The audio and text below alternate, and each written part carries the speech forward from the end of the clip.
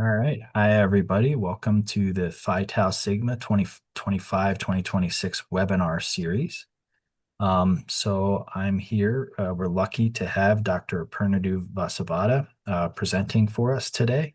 Dr. Vasavada is a professor emeritus of food science at the University of Wisconsin River Falls and also principal and managing member of PCV and Associates, LLC. Dr. Vasavada is recognized internationally for his teaching, applied research, and innovative training programs in food safety and food safety microbiology, rapid methods, and automation in microbiology.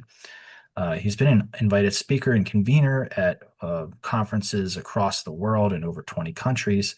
Dr. Vasavada also helped found the Food Safety Preventive Controls Alliance and helped develop the FSPCA standardized training courses for human foods to support human food regulation.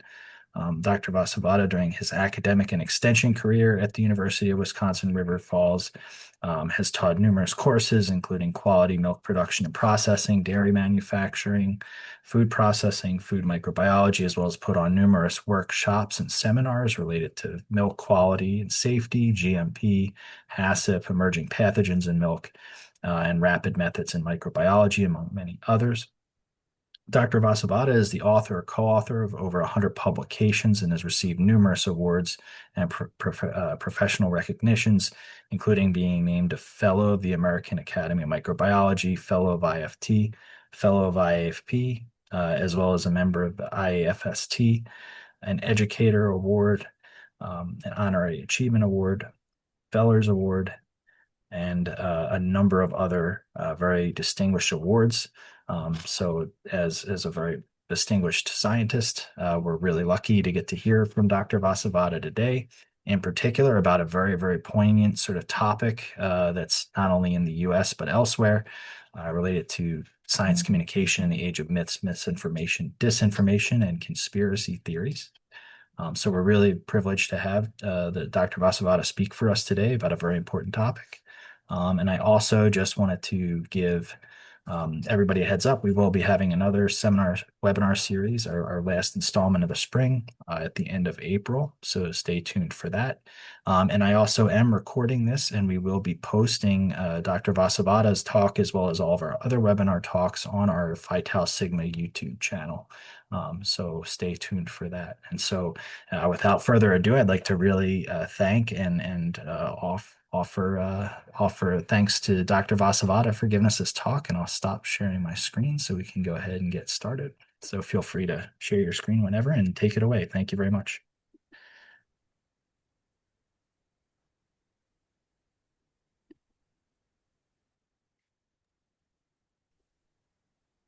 Can you see this, Matt? Yep, looks great.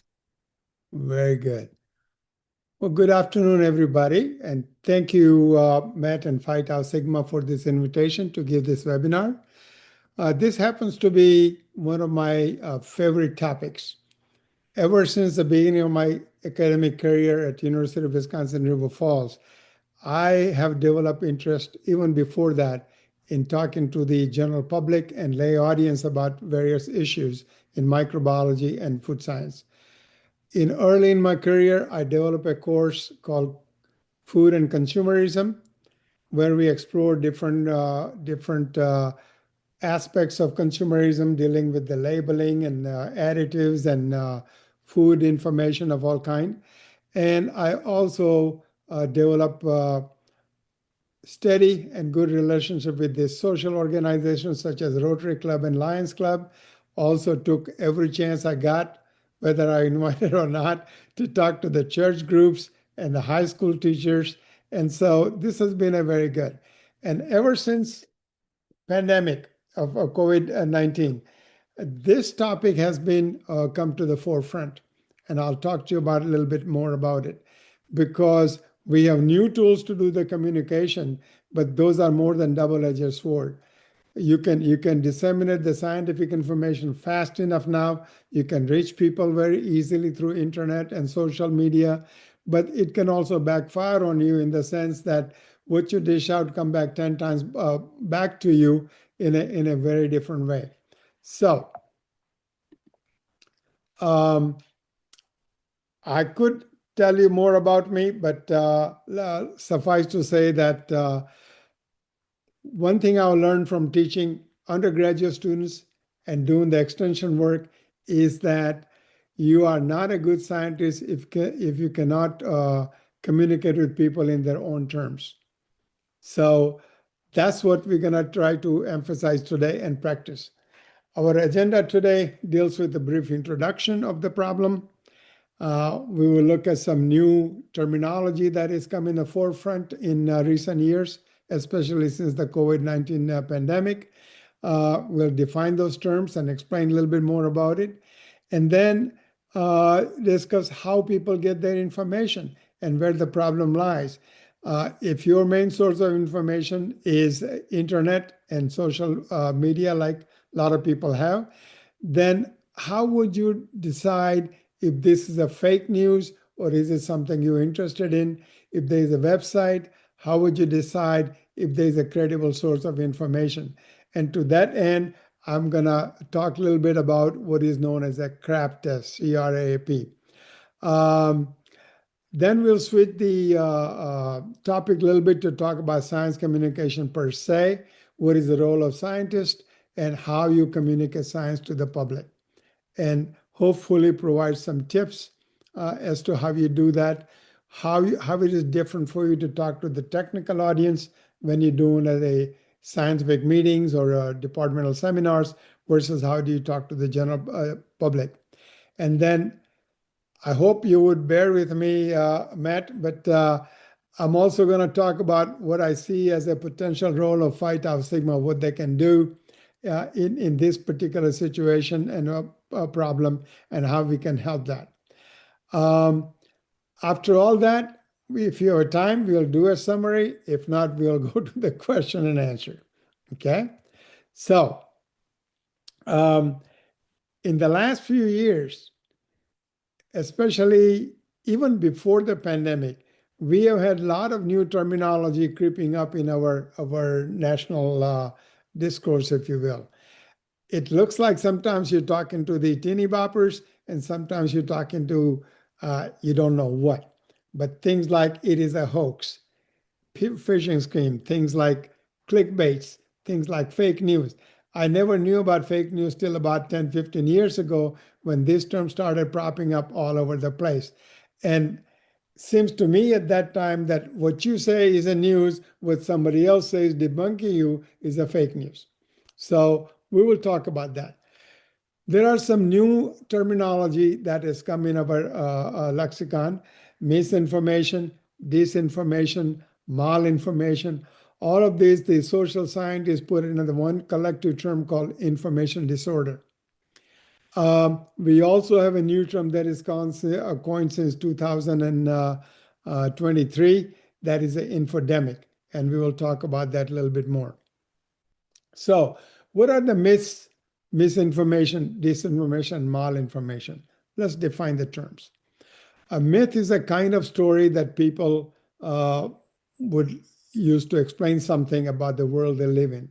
Usually it's like a folk tales or legends or urban talks, those kind of things. Misinformation is a false information. This information spread regardless of intent or mislead. So in a way, it's a fake news. Disinformation, on the other hand, is a deliberate misinformation, misleading or biased information that is designed to manipulate the fact or propaganda. And the goal of the disinformation is nefarious to make some advantage, to create the chaos and havoc and those kind of things. Malinformation is the sensitive information that is strategically used to cause advantage, whether it's a personal or institutional. So it will be the rumor you spread in order to influence something, stock market or somebody's situation. So these are the new terminology coming in, and we need to know the difference so you can differentiate and distinguish between them. Conspiracy theory is a different ballgame. We have had conspiracy theories since ages, decades, if not centuries. This is a theory that rejects the common explanation, standard explanation for an event, and gives the credit to a covert group or organization with a secret plot. So it is, for example, a good example of conspiracy theory is 9/11.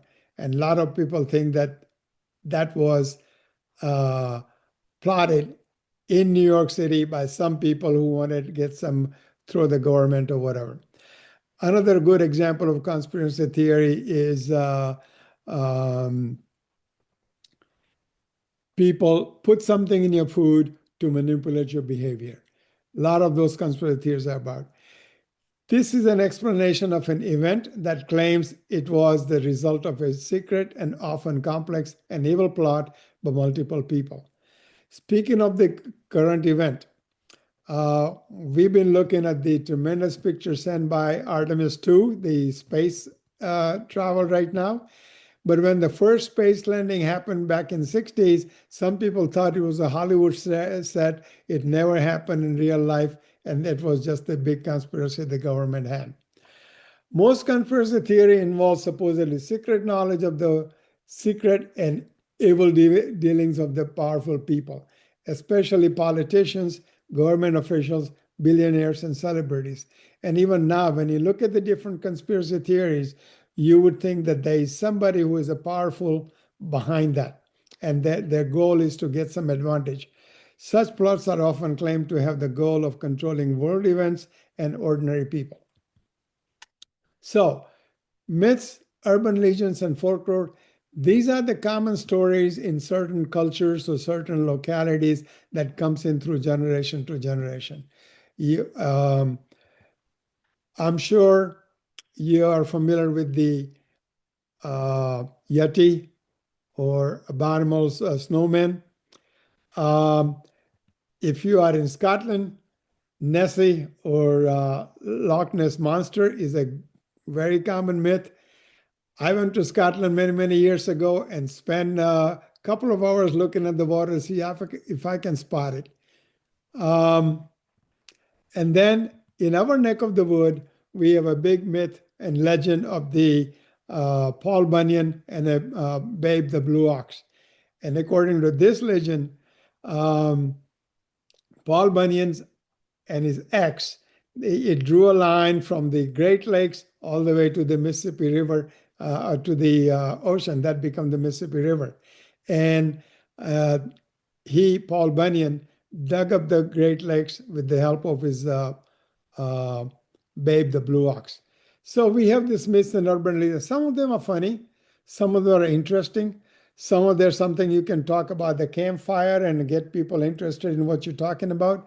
But some of them are very nefarious. They can cause chaos, they can cause misinformation, misconception, and some of them could be actually deadly. So all this has a root in your getting the information, news and information. How do we get news? How do we get our information?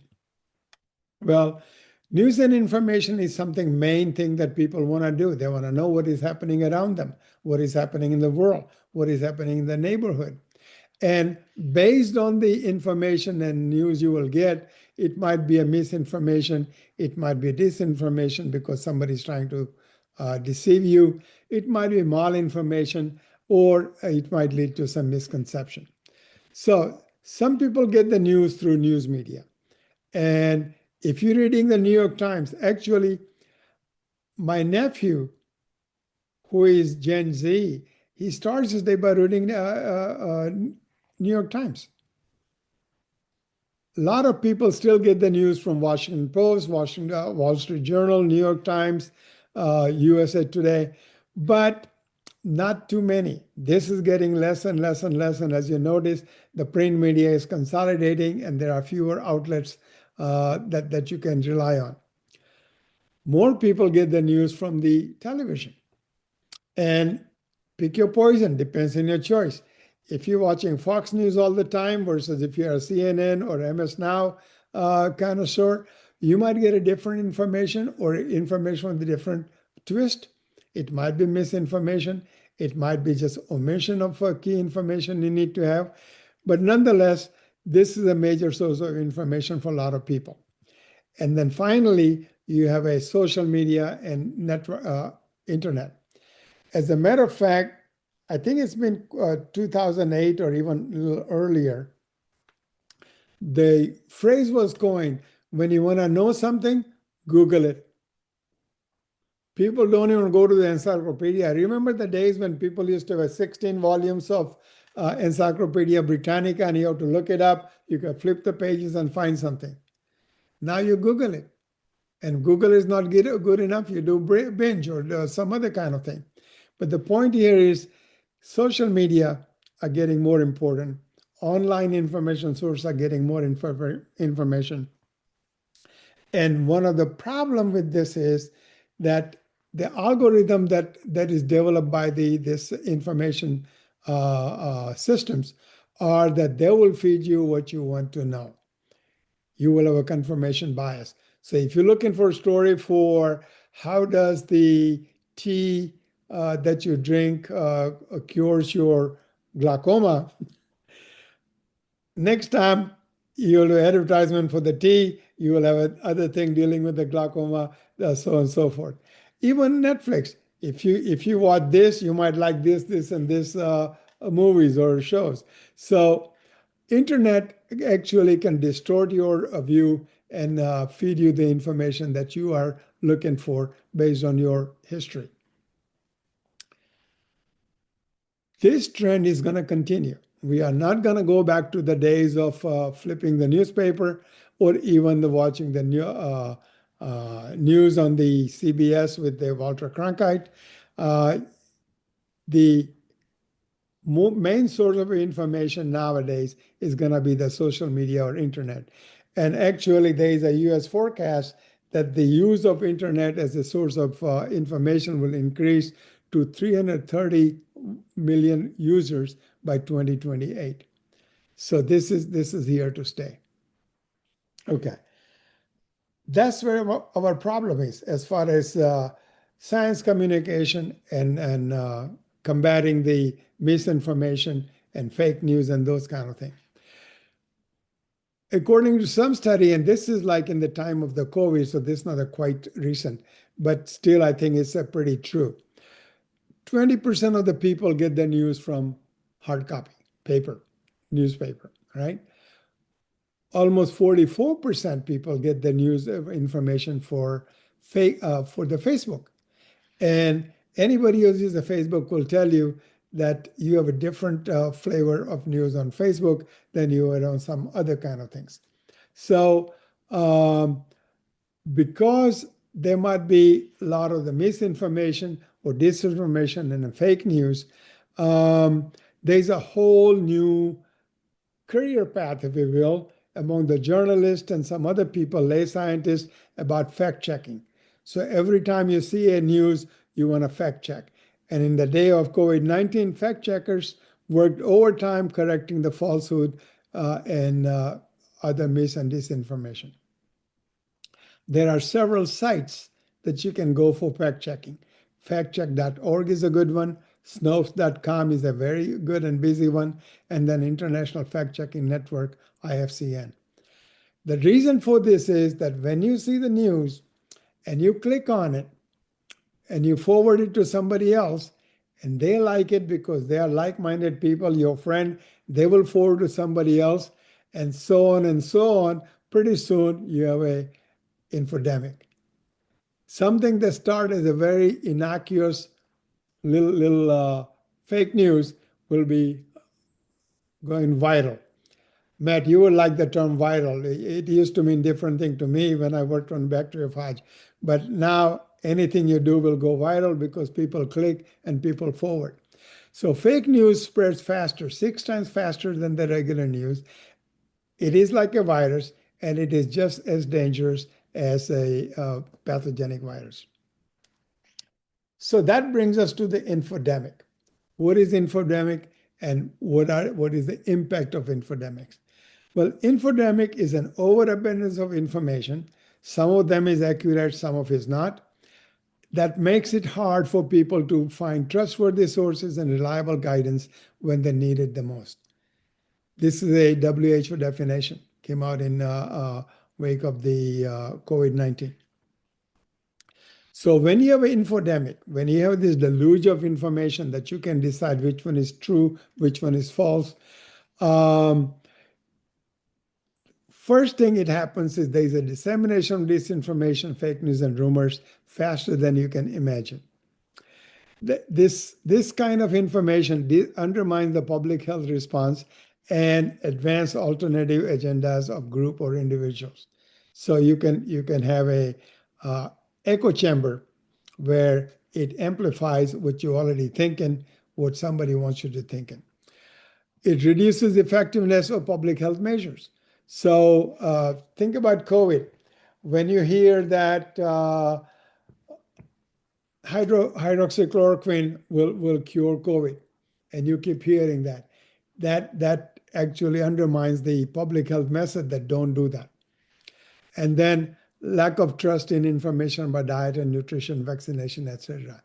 This last bullet, this is where we have a lot of problem, if you will, with the food industry and with the food science, because um, there is a point and counterpoint. There's the information and misinformation, and it is very hard to tell which one is an infomercial and which one is a true scientific information that is disseminated to public.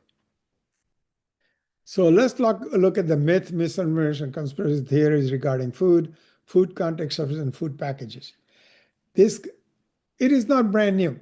It came before then. We had a lot of conspiracies about food, frozen food, microwave before the COVID-19.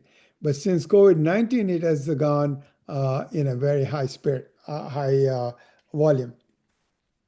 So in the days in the 2021, 22, SARS-CoV-2 virus transmission was the main topic for the misinformation and myths. And people were saying, virus can be transmitted to the food contact surface or food packaging, or if virus were found in frozen food like shrimp and chicken. And it says it was found in China. You are in Topeka, Kansas. Doesn't make a difference. You will read this, you will send it to somebody else, and next thing you know, you would be hesitant to buying a frozen food. Same thing with the packaging.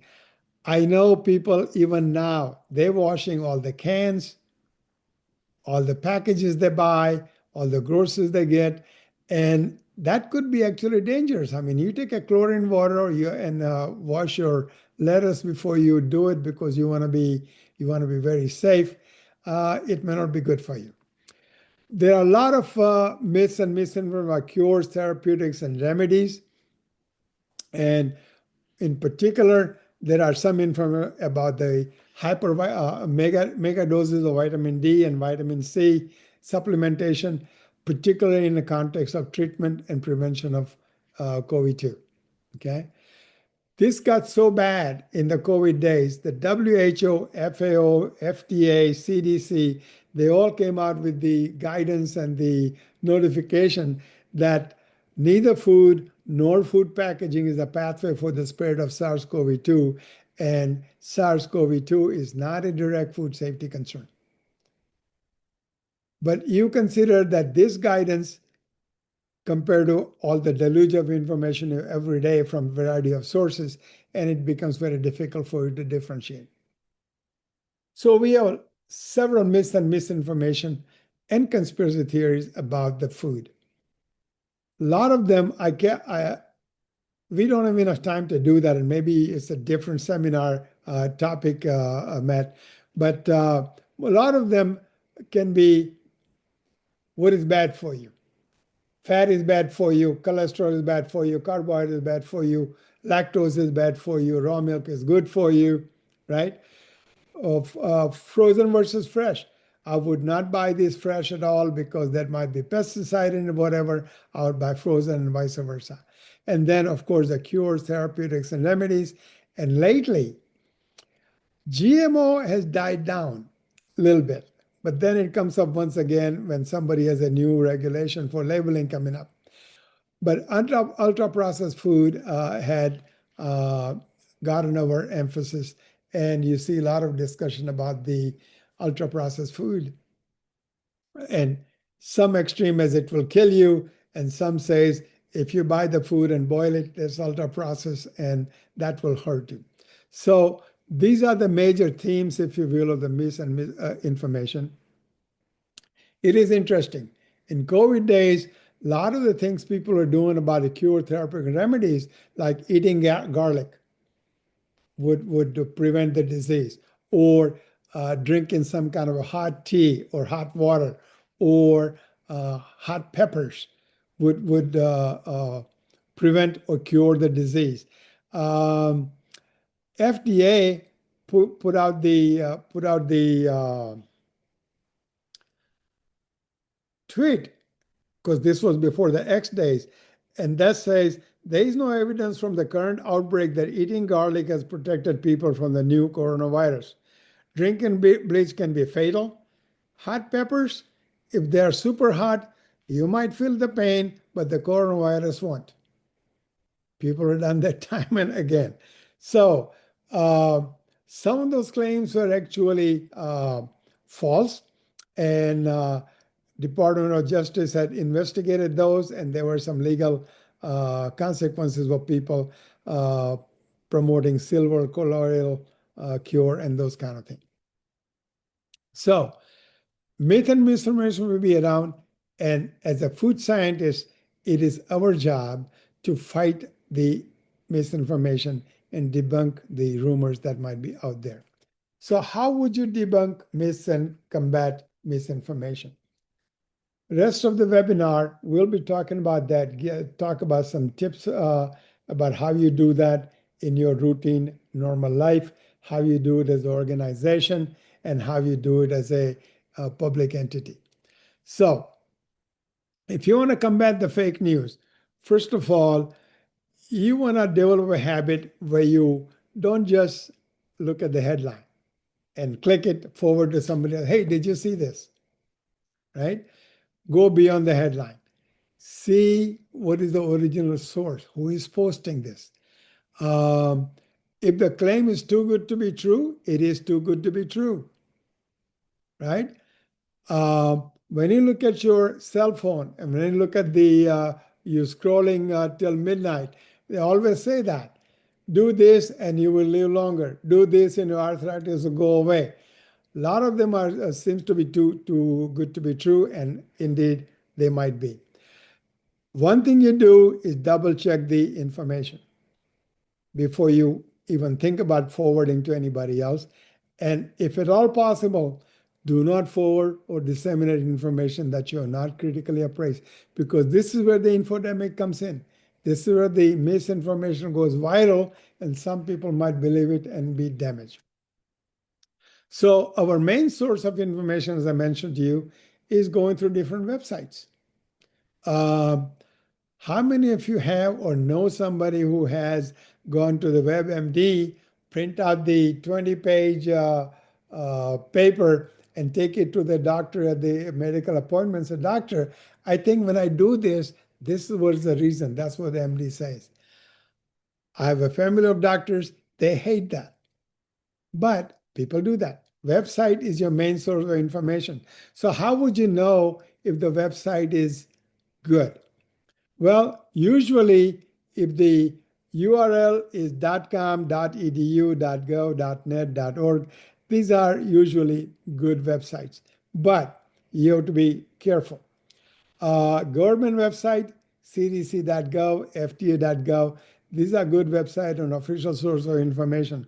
Although, and how would I put it? People differ these days that government websites are the definite source of information that is credible. Depends on who is running the website and who is posting the information. News sources, this is a go-to thing and a second best alternative to reading the paper per se. So Wall Street Journal, New York Times, The Guardian, the UK, these are all good websites, and you have a science section, for example, in New York Times, you can get a good information from those sources. There are some advocacy resources, .org. So something, organization that dealing with the environmental issues or dealing with the food issues. that might be good. But be careful when you look at the advocacy resources, their information might be biased and they might be advocating a particular viewpoint. It may not be balanced. And then when you look at the website, is there a sponsored content? Is there advertisement there? That's a telltale sign that there might be a not an unbiased information. Okay. So if you're combating the fake news, as I mentioned, you want to avoid going to the bad website, so to speak. So you're going to look at the website and evaluate, is it a credible source? Dr. Bistrom in 2008 developed something called CRAB test. Okay. This is an acronym. Currency. How recently was this information published or posted? Because sometimes the same conspiracy, some misinformation from 10 years ago, 5 years ago, keep coming back. And it's looks like it's brand new. It happened today. And when you look at it, it was reposted from 2006. So how current it is? Can you find a publication date? Okay. Um, Reliability. Is this information supported by evidence? Do they give you references? Do they give you evidence? Now, given the references, I have to admit that I am very troubled by the fact that in the age of AI, you might see an article that looks legitimate, sounds legitimate. There are 13 references on that, all with a PNAS, a Journal of Food Science, and Biochemistry and all. And when you look at that journal, that reference are totally fake. So you have to be careful about that. And then, can you confirm this by other sources? So if you get this thing from one website, try to see if the same information on news media. Try to see if the same information some other websites, and see if it corroborates. Authority. Who wrote this information? A little later, we will tell you about the consumer's trust in science. If it is a medical information, did a doctor or nurse write it? Or is it somebody who just said, I'm not a doctor, but I stayed at Holiday Inn, right? Um, if it is a scientific information, did the scientist or researcher write it? Or it was somebody that they ghostwrote or a journalist did that? And is the publisher or the sponsor reputable? Okay. So authority is another thing to check. And finally, purpose or point of view. Why did somebody do that? Is the idea is to scare you? Idea is to sell you something? Idea is to make you think certain way and sway your opinion? Is it biased towards a particular point of view? Is it trying to push some agenda or particular opinion that you want to consider? So consider all that crap, and you will know if the website you're looking at or piece of information looking at is reliable or not. Okay? All right. Now let's look at the science communication. This is a main part of our discussion today. So what is science communication? Well, before we go to what is science communication, let me tell you, unless you are hiding somewhere under the cave, in last 5 years, science communication and science communication journals have really achieved, I don't know if it's publicity, but recognition and come to the forefront of our discourse. Between 2004 and 2024, there are a lot of referred publications on science communication and misinformation, misconception, those kind of things. And the citations are also raising high, particularly in the wake of the COVID 2021, 22 was the height of this thing. 5 new journals of science communications have come in the forefront. And even our Journal of Food Science, Journal of Food Science Education, which is not published anymore, a Journal of Food Protection, have articles dealing with the science communication. As a matter of fact, last year at the annual meeting of IAFP, one of my good friend Larry Goodrich talked about the misinformation, disinformation, and debunking myths and misinformation. So this is getting to be mainstream, and we need to be aware of that. So what is science communication? Well, simply speaking, science communication, communicating science. Talk about science to people who want to listen to you or not listen to you. Is the act of informing, raising awareness, and engaging with the audience, including general audience, about topics related to science. Sounds simple enough. It's a practice to communicate scientific concept, knowledge, research, and methods in an understandable, accessible, and useful manner. Now, look at this. It is very easy for me to talk about scientific concepts, knowledge, research. I looked at those things. I've done this work, and I am the doctor so and so. But to do this in an understandable, accessible, and useful manner is a different ballgame. You have to look at from the receiver standpoint and see if you're coming through, if you're getting through or not. Effective science communication informs people about the benefits, risk, and other costs of their decisions, thereby allowing them to make sound choices. Science communication can be spoken or written and occurs at various stages from initial discovery to peer-reviewed publication and beyond. Now, there are some issues here that we'll talk about in a second, and the different form of science communication, we'll look at it later also. Finally, who is a science communication person? Who does it? Well, science communicator includes not only just scientists and researchers, but includes journalists. There is a whole special branch of journalism now is a science journalist. And there are PhDs trained in the science, biotechnology, molecular biology, who take the journalism courses that they can write for science journalism. And then educators, artists, advisors, they are all communicate science to the public. Okay? This is something that I really enjoy talking about. Somerset Maugham, George Bernard Shaw stated that single biggest problem in communication is that illusion that it has taken place. Just because I talk to you doesn't mean you listened to me, you understood what I was saying, and we communicated, right? We have a breakdown in communication. I'm talking and you are going la, la, la, la, la. I like other one, Neil deGrasse Tyson. He's a very excellent scientist and very good person to listen to, whether he's on Stephen Colbert show or on his own channel.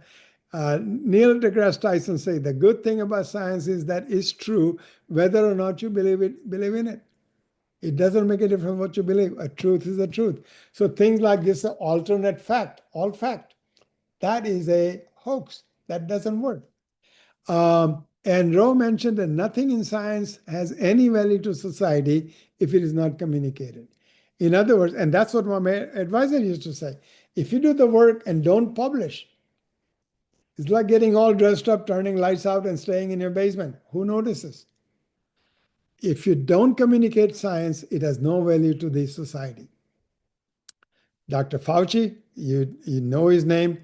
He was in a constant news during the COVID days. He said, I enjoy very much communication. I think that scientists need to communicate. And finally, my favorite quote about Albert Einstein is, and I try to live by it, but I fail most of the time, make everything as simple as possible, but not simpler. You can try to make simple a thing possible, but making it any simpler than what is necessary is a different trick that scientists need to learn. Science communication is about truth. About trust. It's about truth, but mostly about trust. It's about transparency. It's about motivation. So in order to decide whether we trust science, because obviously things have changed in the last about 20 years, 3M does this global survey, 3M State of Science. Pew Research Center has done some surveys, and the International Food Information Council did the survey for American consumers. And one thing that comes out of all these surveys that American global consumer still trust in science. They expect that problem that we have will be solved through science. IFIC survey showed that 2 out of 3 consumers express trust in food and nutrition science, especially if the information comes from registered dietitian. If you are a registered dietitian, pat yourself in the back. More Americans trust advice from medical doctors and scientists. This is where the problem is that sometimes the word doctor or the title doctor is used for a variety of reasons, and they are not all the same. Okay. You heard about 3 out of 4 doctor who recommend this, recommend such and such and such. And you look at the doctor who was a chiropractor or orthopedic, so I mean naturopathic or something. Fewer Americans trust journalists, business leaders, and elected officials. This is not surprising. Okay, so how do we do science communication? Well, our normal science communication that you and I are familiar with, we grew up with, is very simple. It is not control thing. There are gatekeepers. You do research, you type up your manuscript, you send it to the editor, editor looks at it, decides to send it to peer review. So flow of science information is mediated. It goes through peer review. Peer review is your gatekeeper. It can be rejected, it could be modified, it could be improved, so on and so forth. And then once it is accepted, it goes through media and papers and blogs and those kind of things. However, in the instant global communication, there is a different reality. We have a preprints. Before even the journal accepts the paper, it is out there. Okay. We have some predatory journals that say we guarantee your acceptance if you pay such and such money. Peer review, as I mentioned, is a gatekeeper, but that system is going through a lot of stress lately. We can find good people to do peer review. Should peer review be paid or not paid? And there are people, and God bless them, every time they review something, they take out the red pen, just like they're grading the student's paper, and they circle this and they cancel this, and it comes back to you. You almost want to cry that who is this reviewer that butchered my manuscript? But that is good work they do. But in spite of all this bad science, sometimes occasionally get through and it get published. And when it get published, people read it, people doubt it, people corresponded to the editors, and then if the information is not credible, there is a correction printed or there is a retraction. And in COVID-19 days, remember I showed you all the increase in the publication? A lot of them were preprints, a lot of them were retracted. Even the reputable journal like Lancet had a lot of retraction printed. Okay, so recent research has shown that misinformation spread far and wide and correction kind of limp behind, but never catch up. People never spread corrections. They are never going to go as far as the original story, which is true. If you are lucky to be in the news, you're driving your way and police pull you over and some paparazzi was going by, took a picture, and next thing you know, you are in the next day's news. Professor so-and-so got questioned. And then you complain and say, hey, a cop was just asking me which way you're going or are you new in town? That correction will be printed on page 16 in a small print. You're never going to outlive this. So that is a bad news, bad science is corrected, retracted, but it never goes away. Okay, so that brings us to the science communication role of scientists, what we do as a scientist. Well, what is the role of scientists? To do the research. We observe, we do the experiment, we write down our results, and we compare with other results of the similar kind. Do you agree? Do you don't agree? Do a new hypothesis? And then we communicate research through technical publication, to oral communication, to small group like department seminars, or you go to the large meetings like IAP or ASM or something. And if something is interesting enough, like say allergy to peanut, then you go through the general audience as well, to the do the webinar or Zoom meeting and those kind of things. So your role of scientist is primarily to do this. But now, due to the malinformation, misinformation, misconceptions that we have, and the need to correct that, we have to be science communicators. Our role is to inform, educate, and raise awareness of science and scientific topics among the general public and non-expert audience. We have to communicate science to the public. And not only we have to deal with the science communication, but we also have to deal with the public health. So remember this, at the time of the COVID that we had a lot of popular, I would say, messengers. We had Dr. Fauci, Michael Osterholm, Kavita Patel, Sanjeev Gupta, right? They used to do a regular programs every day, every week, and we used to get the information from them about COVID or whatever else. About general science, earth science, geology, astronomy, stuff like that. We had a Neil deGrasse Tyson, Carl Sagan, right? Bill Nye the Science Guy. Even kids in school watch this program.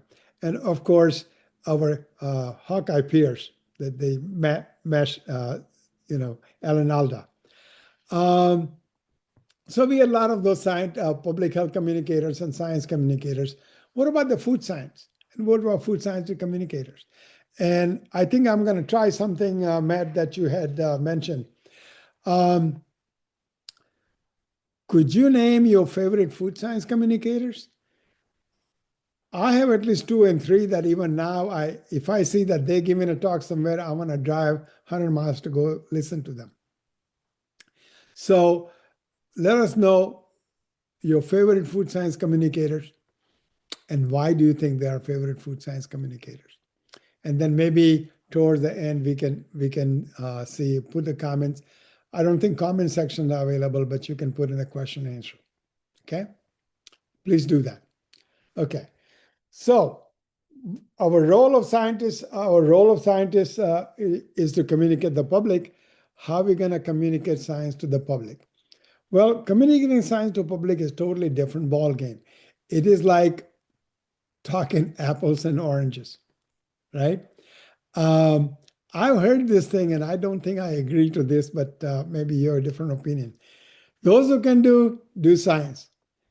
Those who can't do science, communicate. I actually stole that from the teaching role when I was at the university doing undergraduate teaching. And the saying was, those who can do research, do research. Those who can't, do teaching. I don't think that is true. Communicating science is more about communication than science. Usually, when it comes to food, you're talking in terms of the risk communication, hazard and risk.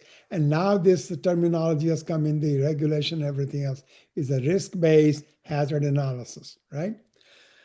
There's a prevailing mode where there's a centralized role the scientist has, but we need to consider the alternate mode because we all need to be risk communicators, okay? So let's look at this. What is the prevailing mode? Well, you are the scientist, you are the main messenger. You are the CEO or you are the spokesperson of the company, you are the public relations department, you do the communication. You are the subject matter expert. What you say goes, you face the press and you talk to them. Alternative model is we all need to be risk communicators. So we all need to include all informal channels such as talk radio, online blogs, neighborhood or neighbor church meetings, Rotary Club, those kind of things, and any other mode you have. And I'll talk about this in just a second. But think about this. How many times you see something, you hear something that this is totally bogus. I know this is not true. Do you write a letter to editor? That takes 2 weeks to publish. Do you call in the talk radio show? That doesn't work because there are a lot of talk radio show has a different opinion and the point of view. But You should explore and appreciate any opportunity you get to do this. Science communication not up to the researcher and scientist, but up to all of us. Okay. So, how is it different? Well, when you do your conventional science communication, say you are doing a research publishing paper, first thing you do is give the background, your introduction. What was done, what is not done, and why you're doing this. Then you give out the methods and material and results and discussion, right? Conclusion comes the last. Page number 6 in font 6. When you talk to the public, you have to turn this upside down. Talk first about bottom line. That's what the journalists will tell you. If you don't know in first 2 sentences why you're doing this, why it is important for you, then it's not a good communication. Talk about your conclusion first and why that matters to the people who are listening to it or reading it. And so what? What does it do? What is different? And then if it's necessary, and only if it's necessary, you provide supporting details, references and all. Okay? So I mentioned to you there are ways and ways to the science communication. Well, there are a variety of ways. We mentioned about scientific writing, and that's one thing. That's publishing papers and all. But you can do science community school and community groups. You can go to the science fairs. You can go to the school teachers' classrooms, those kind of things. You can talk about things at charitable and civic organization. As a matter of fact, a friend of mine who was with the local Rotary Club, anytime they hear about something allergen or something GMO or something ultra-processed food, I'll get a call. Hey, what do you think about that? You want to come and talk about it? And so they have a weekly meeting. They need to fill the spot. That's one problem. But other problems, they will reach out to you. So you develop that contact. TV and radio, I've been to a couple of radio programs. I haven't had a good TV personality because face like mine, I wouldn't want to be there. I have a radio face and I stick to that. But more importantly now, there is a science busking. Museums like a McKnight Museum at Minnesota, the New York MoMA, they all have a section where you can do some science experiment, do the demonstration, those kind of things. Even zoos for biology, zoology thing, they have programs like that. They have a programs of watching stars, and there's a discussion about that. And then, of course, you develop these skills by doing that. Okay. So here are some tips for effective science communication. First thing you do is know your audience. Remember what I told you. Science communication, delivering information in understandable, acceptable way to the audience. So are you talking to school teachers? Are you talking to this church group? Are you talking to the engineers at 3M? It's a different group, and you adjust your pitch accordingly. You identify the goals. Why are you talking about this? You start with most important information. First thing you do is say why, what is the conclusion, why it is important to them. You avoid jargon. You might know this, but it might be something different to somebody else. We've been talking about AI this, AI that, AI something else. And I was at coffee. When you retire, you go drink coffee with somebody. And this farmer says, hey, I thought AI was artificial insemination. Why are they all interested in this all over again? So jargon to you is common, but not to everybody. You avoid that or explain that. You be relatable, provide visuals, stick to 3 points. Don't overwhelm with details. And then develop an elevator pitch. I know, and Matt, you might agree with me, a lot of graduate school has developed this. There's a 3-minute thesis competition.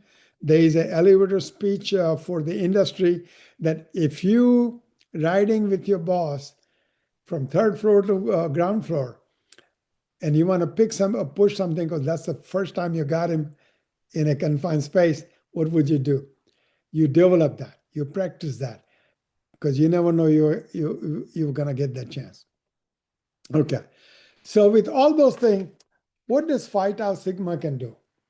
Remember, I told you we as an organization need to contribute. We talk about scientific society of food science, right? Okay. One thing we have noticed, and this is a common thing these days, that people are saying science communication to the general public, why we need to teach undergraduate and graduate students the skill as part of their formal scientific training. We give our student training about presenting seminars. We give our student practice and training about presenting papers at the scientific meeting.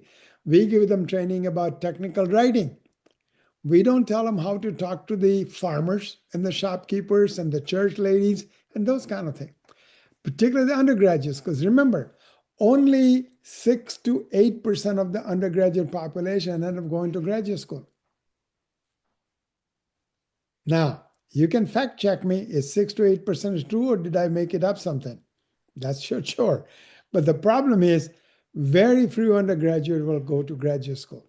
So you have to do that. As a matter of fact, some people feel the science communication skill as a soft skill needs to be taught at the high school level and then on. Okay. So it's an important and transfer skill for the scientists. So what Phi Tau Sigma can do, first of all, is encourage development of communication skills among all the members, new and old. Okay. They can advocate for including science communication as a core competency and soft skill in food science curricula. So wherever you have a chapter or not, offer to look at the food science curriculum. IFT used to have that undergraduate curriculum review and those kind of things. And they were paying a lot of importance on soft skill development. But it was about computer this and giving seminars and stuff like that. It was never about science communication. Phi Tau Sigma can include science communication scholarships and internships in the current programs.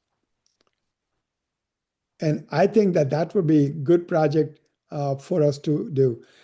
Several years ago, when I came on board at Phi Tau Sigma, we had an internship subcommittee. And I think that is not working anymore. I don't know if it is active or not. But we can do that. And we can put an intern with the journalist, with the pharmacist, with the media and television people, those kind of things. And then scholarships and internship for science writers and journalists. So this is something we can do, Matthew, if you can accept the challenge. That's my suggestion. Here are some resources. Ever since the pandemic, we have had a lot of free resources available. There are a lot of degree program in science communication. There's a lot of certificate program and things like University of Minnesota, New York Academy of Science, Stony Brook, the American Society of Biochemistry and Molecular Biology, Cornell, Rutgers. They all have a good program in science communication and offer this training. I think you should do that. IFT is trying to get science communication boosted up, and they have an Office of Science Communication. So let's summarize. Myth, misinformation, disinformation, conspiracy theories, they spread faster and more easily, especially in this age of the internet and social media. People are hungry for the information, literally. They want the information. They want the information they can believe in. They cannot always tell which is a news and which is a fake news. They are not able to discriminate source of information. Fact checking is good for correcting information, but it is not always possible. Scientists have a key role to provide timely, credible, and actionable information to the public. And to do that, you have to take a different approach than the traditional scientific communication we've been doing. Okay, we need to use a different approach. We need to train our graduates and undergraduate students in broad-based science communication and give them the soft skills. Phi Tau Sigma could advocate for this and look at the curricula and and introduce, if it's not already there, the core competency as a soft skill. Encourage development of science communication skill in academic programs and other science communication workshops, or offer science communication workshops and courses and internship opportunity. This is something we can do in a short form. Okay. All right. So my take-home message is we are food scientists. We should communicate science to not only our peers, not only our superiors, not only our technical audience, but also to the general lay public, because we are all food science communicators. I like this. If you're so smart, how come I've never seen you on a television? That's where your credibility is. So if you're smart, you'll be in television, and I'll listen to you and watch you talking about science communication. Well, thank you very much. I appreciate your attention and interest. And if there are any questions and if there's any time, Matthew, I'm going to stop sharing so you can do that. All right. Awesome. Thank you very much. That's a great talk. We do have one topic. I know we're sort of a little bit over an hour, but We Christine Brunn. did. I'm sorry. What? Yeah, not no, it's only like we're not very far over. But Christine Brunn actually makes a really good point in the Q&A, that given maybe that there might be some sort of question as to certain government sources in terms of recommendations, she's encouraging people to look at statements from professional organizations that are experts on the issues under discussion. I think that's a really great point. I think Um, so. And when I was talking about audience putting who is your favorite science communicators, right? Food science communicators. I think Christian Brun will be on my list there. yeah, He's there's my favorite. definitely, yeah, absolutely, and I think it's a very very prescient point too. I don't So know if anybody did had we any. get any suggestion or any choice as to who is their favorite food science communicator? We did not, unfortunately, in the question and answer, but I would say Don Schaffner in the food safety space he does a lot of really great stuff Yep, too. he's on my list as well. And Don does a good job with the Chat GPT and everything else. So it's not just a PowerPoint. This. Stephanie Clark also says Joe Regenstein. That's also another really good pick. Yes. Also really active in Phi Tau Sigma. And Christine also wanted to point you out, which I would agree with as well. Oh, Um, I don't know about that. Christine, Julian check Cox is in the too. mail. Julian Cox, he gave a really great talk at IAFP last year, so he's Yep. another really good one. So lots of great ones over Julian there. is a good friend for years. He used to come to River Falls doing lecture for us.